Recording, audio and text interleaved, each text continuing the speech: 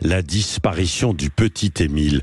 Comment va se dérouler la mise en situation qui est prévue au Vernet, donc quelques mois après, puisque le petit Émile est disparu et introuvable depuis le 8 juillet de l'été dernier. Nous sommes avec Julie Rigoulet, qui est rédactrice en chef du Nouveau Détective.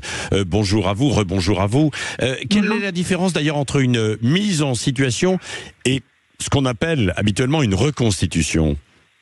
Alors, la différence entre ces deux actes d'enquête, c'est la dimension criminelle d'une affaire. Ouais. La reconstitution, elle intervient lorsqu'on sait ce qui s'est passé, que le crime est avéré et qu'on a un suspect. Donc l'idée, ça consiste à recréer toutes les actions commises sur la scène de crime et en faisant intervenir le suspect, ses gestes et tout ça.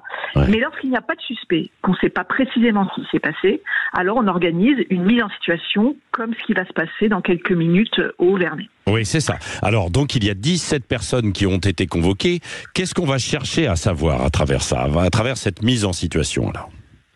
Alors, plusieurs choses. D'abord, les enquêteurs, ils ont besoin de comprendre le déroulé précis de l'après-midi du drame. Comprendre d'abord comment Émile a pu échapper à la vigilance de ses grands-parents.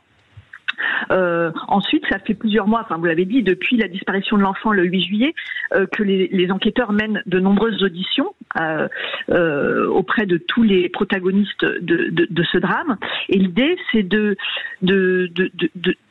passer au crible tous les éléments qui ont été déclarés tous ces mois, afin de vérifier leur cohérence et peut-être de déceler d'éventuelles contradictions, d'éventuelles incohérences, et peut-être aussi réveiller des souvenirs parmi certains témoins, faire surgir un élément nouveau ou un élément manquant. Oui, c'est ça, la cohérence des différents témoignages, parce que c'est vrai que quand on est interrogé par les policiers, on peut dire certaines choses, et quand on est sur scène, enfin sur la scène où sont déroulés les faits, ça peut un petit peu changer. On se dit, ah bah non, mais là c'est pas possible, on a mis trop de temps pour faire tel déplacement, tel endroit, là on ne pouvait pas voir telle chose. C'est ça, quoi. Essayer de trouver quelques éléments qui pourraient peut-être relancer l'enquête, quoi.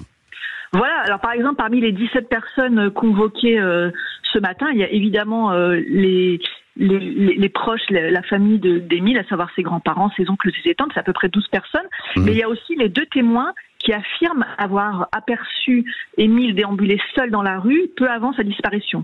Or, ces deux témoins, il y en a un qui dit qu'il l'a vu descendre vers le lavoir du village, et un autre qui dit l'avoir vu remonter la rue.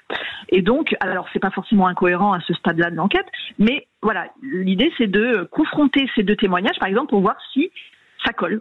Ouais. Si tout se colle. La famille également va participer à cette mise en situation ? Bien sûr, la famille plus que jamais, parce qu'on se souvient que, voilà, pour remettre les faits un peu dans leur contexte, le petit, le 8 juillet, se réveille de sa sieste vers 16h30. À ce moment-là, toute la famille s'affaire dans la cour. Lui aussi, il est dans la cour. D'ailleurs, ils sont en train de monter du matériel dans un véhicule pour pouvoir aller construire une espèce de haie dans un pré à chevaux. Et quand le grand-père sonne le départ, le petit est introuvable. Donc déjà, l'idée, c'est de faire revivre cette scène-là pour voir ce qui s'est réellement passé. Et les grands-parents le disent, ils attendent beaucoup de cette mise en situation. Oui. Est-ce qu'il y a une suspicion sur quelqu'un ?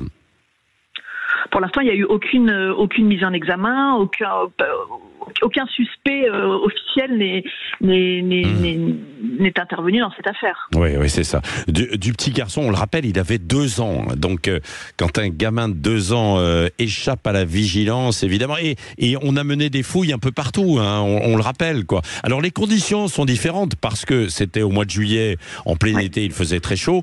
Là, je crois que pour la mise en situation, je me demande même s'il n'y a pas de la neige, là, évidemment, puisque nous sommes dans une autre période. Hein. Oui, c'est ça. Alors, c'est très étonnant. Enfin, c'est très étonnant.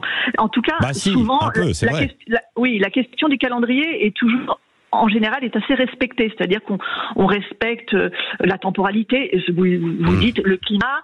En juillet, effectivement, c'est pas du tout la même végétation que à l'heure actuelle. Alors, ce qu'on sait, c'est que là, a priori, à ce stade, les enquêteurs devraient avoir terminé d'examiner les exploitations téléphoniques. Ouais. Ça a pris un temps fou.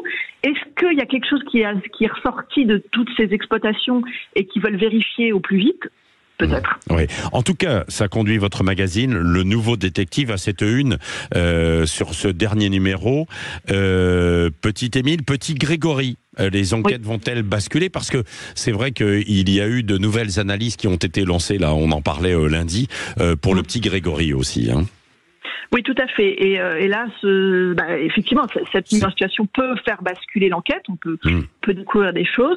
Et ce qu'on évoque aussi dans notre article, ce sont les révélations du passé trouble du grand-père d'Émile, révélées par le journal enchaîné la semaine dernière, qui raconte qu'en 2017, plusieurs anciens pensionnaires d'un pensionnat religieux ont porté plainte contre ses ex-dirigeants, dont le grand-père du petit Émile. Oui, absolument. Merci beaucoup, Julie Rigoulet, donc rédactrice en chef du Nouveau Détective, à propos de cette mise en situation donc du côté du Haut-Vernay pour la disparition du petit Émile.